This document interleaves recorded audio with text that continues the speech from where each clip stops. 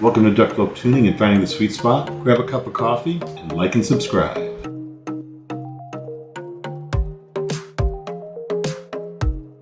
And welcome back to Duck Boat Tuning, Finding the Sweet Spot. Today is the first video since CanJam 2 weeks ago. One of the IEMs that I got while I was at CanJam from Bloom Audio is the FLIPEARS Aurora. They handed it to me on the floor after the show. I was really impressed when I went to the FLIPEARS booth and tried this out. Bloom Audio is one of their distributors. Matthew, thank you very much. Here it is. So this is the FLIPEARS Aurora. It's on a stand that my buddy Mark Vencura makes. He 3D prints these. It's a magnetic stand, and you can change the faceplates. And this one happens to be the Bloom Audio version, very appropriate for today's review. I only have the IEMs and the cable that it comes with, but that's all you need to do the sound impressions, build the frequency graphs, and do the tuning. So with that, let's talk about FLIPEARS just a little bit.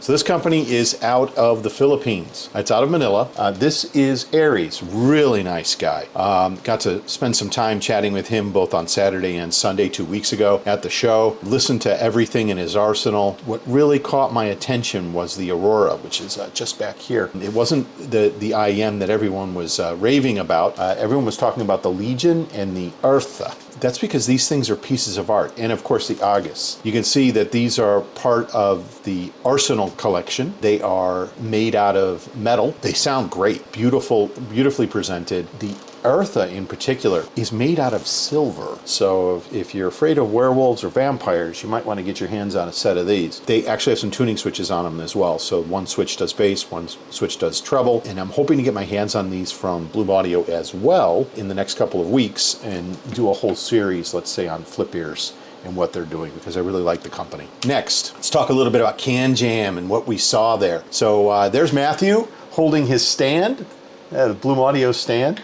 John made that for him. People will start asking questions, where do you get these stands? Eventually, I'm going to point you to John when he's up and running and ready to sell you these stands. Beautiful stands. He's made a couple of Duck Bloke ones for me. There's a prototype up there as well. Also, a couple of guys I was hanging out with. Jonathan, I've met you before. He's a fellow reviewer. I will put his link in the description, as well as Emil from Poland. He is the head of Lime Ears. Lime spelled backwards is Emil. It's his name. What great guys. I gave them a couple of my mugs. So I was handing out, like I said in the previous video, I was handing out my Duck Bloke mugs. Gave one to Kryn. I had a really good talk with Kryn about his 3 new releases now that he is making his own IEMs. The Meta in particular, it's in this gentleman's ear right here. I really liked the Meta. So hope to get my hands on a Meta soon and do a review on it. Got to hang out a bit with Super Review with Mark Ryan. Behind the scenes, this is actually a behind the scenes shot where we met up with a young kid who had built his own DAC amp that uses light. It was a pretty cool experience. That's John Vencura. So I was hanging out with John. He makes the stands. And that was his first CanJam. He was experiencing all the different sounds to be had. Let's move this out of the way. There's Super Chunk. Got to hang out with him a little bit, gave him a mug. Some of the crazy stuff that you see when you go to the headphones.com booth that you get to try on, all of these different listening experience headphones that they've built. But it was a really well-attended show, and let's show you a little video when we presented this stand to Matthew. So here's Matthew getting the stand. It looks so sick. The red outline here, the white, super clean. That was his 100% this guy's design. It's crazy. You would think it's like made for it looks professional. It looks so good. Yeah. So well made. Took him a little while to figure out how to put the cable on it, but now that he's got it up and running, he's using it on his desk. Really happy we got to give that to you, Matthew. And again, thank you for all your support and everything you do. Next, let's talk about what's in the box. So and again, I did not get this case. I think it's very similar to, let's say, this case right here. This is the Camper 622B case. It's a zippered case, holds everything, probably a little bit bigger as well. Over here are the IEMs. Let's take these off the stand. You can have a look at the cable and the IEMs themselves. Here's the IEMs. They're absolutely stunning. I'm gonna put up a video so that you guys can see this a little bit better, tour around it. This is the video. Now you can see just how these glisten and why they've called this the Aurora. It's like the Aurora Borealis.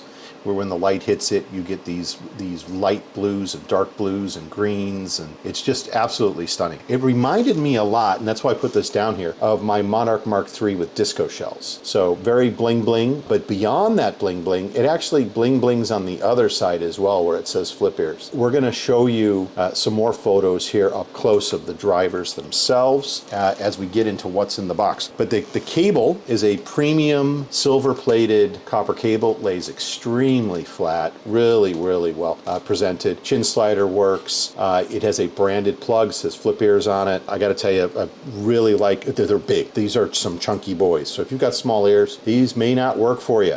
These are as big, if not bigger, than my Monarchs. They are absolutely stunning. And they come with 12 sets of ear tips. I got no ear tips with them because I used a Venus Velvet medium large tips for everything I do, so didn't really need those, but let's place those there and move on to the review. So what kind of driver configuration do you get? Well, this is a 10 driver tri-bid configuration. You've got 2 ESTs, you've got 6 balanced armatures, and you've got 2 dynamic drivers that they call fire woofers. And these are done in an isobaric configuration. You can see them right here. They're facing each other into this chamber, and then there's a tube that goes through to the air nozzle.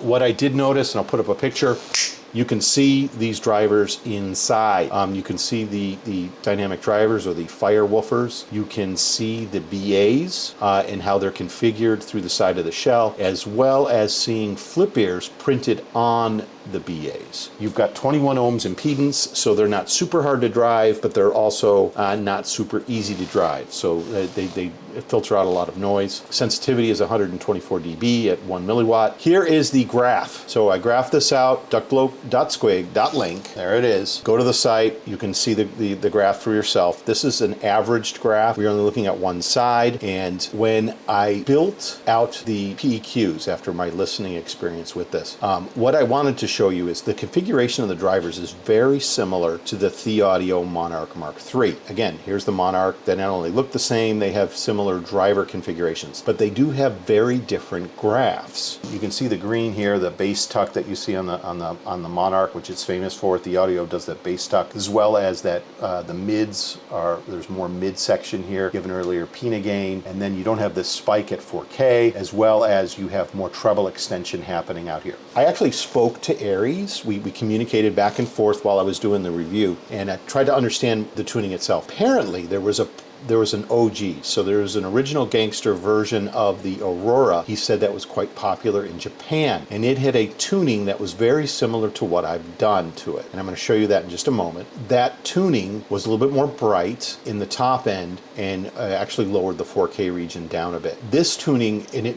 you see that peak at 4K and you see that dip here, it doesn't sound like it looks. A lot of frequency response graphs can be very deceiving. They don't sound exactly like they look. So going into this, if I had only measured it, I would have thought, very V-shaped, where it was going to be treble over bass, and I can tell you right now, I was surprised. This is a smooth operator. What this region does, because it cuts down so abruptly, is it takes out a lot of that background noise, the white noise that you would hear within tracks.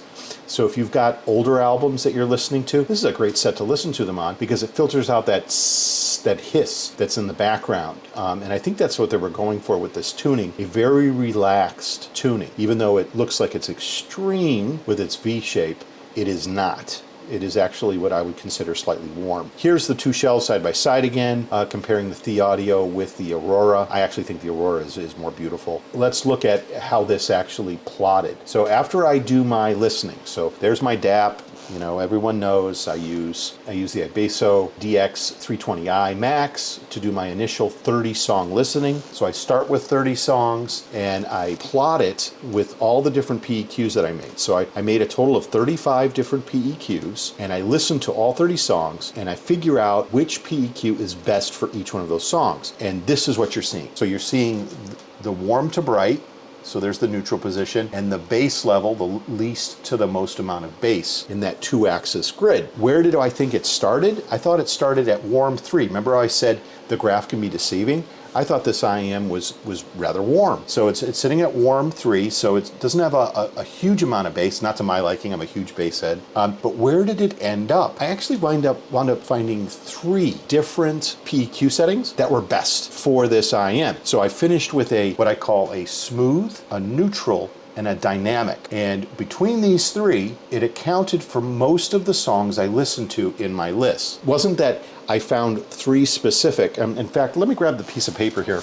So normally, what you'll find when I do this test, and you can see I've got several of these, is you'll find that it stays pretty stable through one setting and then bounces around just a little bit. This IEM bounced around a lot. So each song could have had a completely different PEQ that sounded best for it. Usually, to me, that's the sign of an IEM that isn't going to suit a lot of different genres, that it's going to sound good on one album and maybe not good on another. It's going to be an IEM that's not to my preference. This was the exact opposite, and that's why it's taken me 2 weeks to actually come up with these 3 tunings that suit this thing best, because you're about to get a shock as to how good this thing is. It is damn good and competes against the best IEMs in the industry once you apply the PEQ setting. So here is the dynamic, the neutral, and the smooth setting that I came up with in yellow. And I'll put these graphs up so that you can see them. So let's talk about the smooth first. So here is the smooth setting, where the bass lift you can see is probably about 6 dB. I think it's 5.5 to be exact. And then we've added some midsection to it. You can see the mids have been elevated between 300 hertz and 1000. And then we've pulled that 4K peak right down. And we've extended the treble all the way out to 15,000 hertz. What this did is it added, let's say, more detail where the cymbal strikes were. It controlled the sibilance phenomenally. So none of the tracks I listened to that are intentionally sibilant sounded sibilant when you use the smooth setting. Then you move up to the neutral setting. Let's move up to neutral.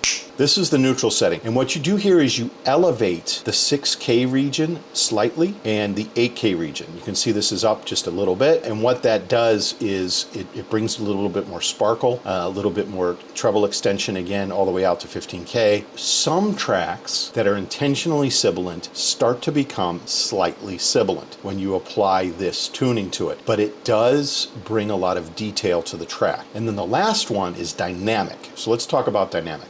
This is the one that I love the most on most of the tracks I listen to, especially EDM music and hip hop, anything that had a lot of punch. This was a fun setting. Had about a 7 dB bass lift, still brought up the mids, as well as extending the treble to a point, and because you add that extra bass, it actually makes that treble not sound as spicy, if you will. When you add that bass, you add a little bit more treble, and I'm gonna tell you, I sent all 3 of these tunings to Aries, to the head of FLIPEARS, and he got his team to listen to all of these, and he came back and said, wow, loves it.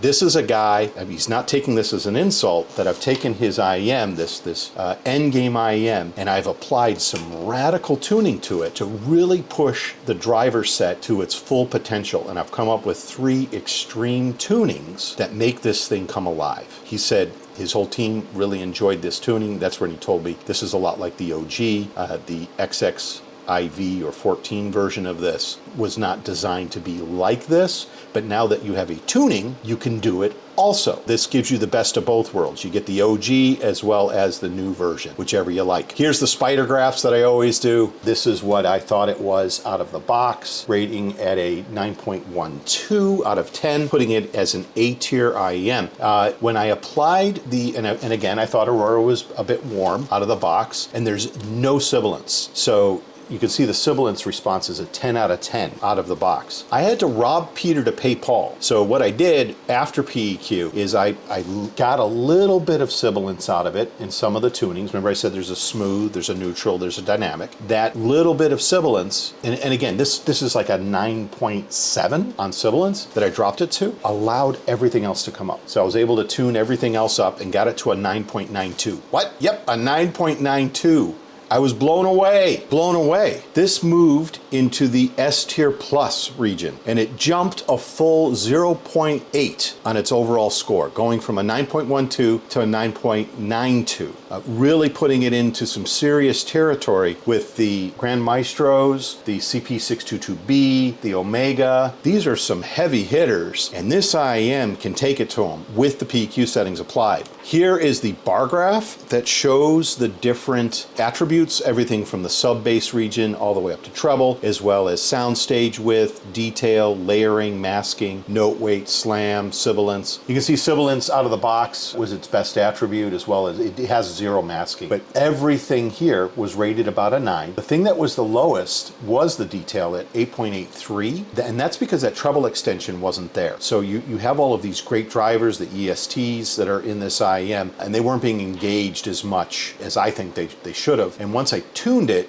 I was able to get this up, let's say, to a 9.91 on the detail. We were able to get everything up into the high 9 region. Absolutely stunning, fantastic performance. This is the ranking that I gave it. So where does Aurora fit out of the box? It's in good company. It's right here at number 7 on my list. It is an A tier IEM. It is sitting in between the EBC 80 and the Mega 5 EST Bass Plus without any tuning to it. And then you go up to the Monarch, and then you go up to the Meze and so forth. But more importantly, where was it after the PEQs were applied? Wow, there it is. So it went to a 9.92. It beat out the Grand Maestro by 0.01. It was just under the CP622B by 0.01 and just under the Omega by 0.02. So these 4 IEMs are the best sitting on my desk. It is in great company. Unfortunately, you have to go back to your family. You have to go back to Bloom Audio so that somebody else can try you. But I'd love to keep one of these in my collection. It is an excellent IEM.